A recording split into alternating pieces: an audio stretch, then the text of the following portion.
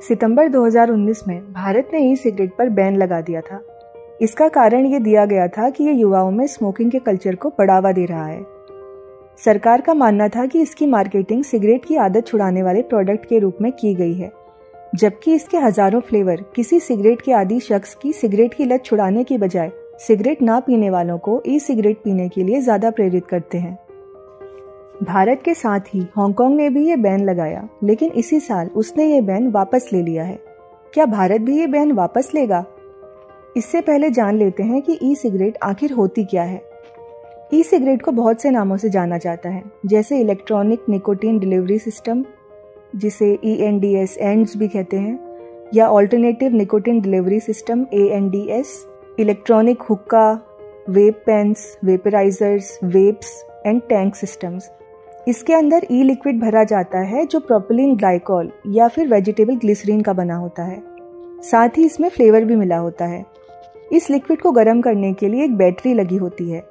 ये battery liquid को गर्म करके वेपर में बदल देती है।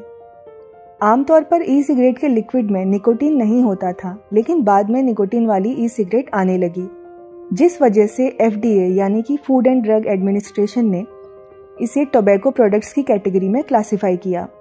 ई सिगरेट सबसे पहले आई थी 2003 में। तब इसमें निकोटीन का यूज नहीं होता था। ये सिर्फ फ्लेवर्ड सिगरेट थी जो धीरे धीरे युवाओं के बीच पॉपुलर हो गई। निकोटीन वाली ई सिगरेट सबसे पहले अमेरिका से शुरू हुई थी सन 2007 में। इसका यूज वो लोग करते थे जो सिगरेट छोड़ना चाहते थे। US में फूड एंड ड्रग एडमिनिस्ट्रेशन यानी FDA ने सबसे पहले ई सिगरेट को ड्रग डिलीवरी सिस्टम की तरह क्लासिफाई किया और इसलिए इसकी बिक्री को अवैध माना गया।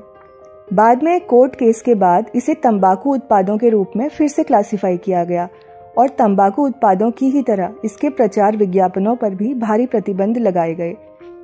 FDA ने ई सिगरेट को सिगरेट की ही कैटेगरी में क्लासिफाई किया है, इसलिए अब इसका सिगरेट छोड़ने के अल्टरनेटिव के रूप में प्रचार नहीं किया जा सकता।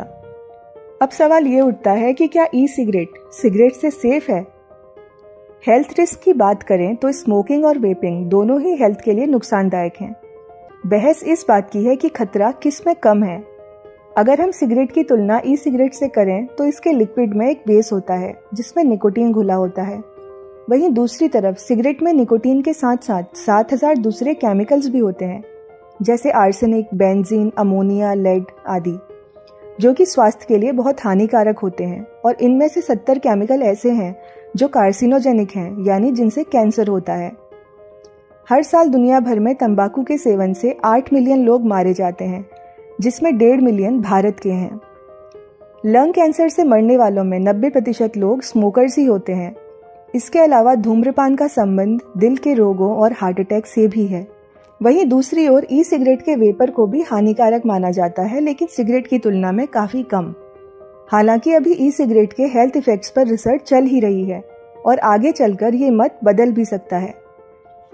इसके अलावा जो फ्लेवर्ड ई सिगरेट होती हैं, उनमें उपयोग होने वाले फ्लेवर्स भी केमिकल से मिलकर ही बनते हैं और लगातार इनका इररेगुलेटेड सेवन भी हानिकारक है।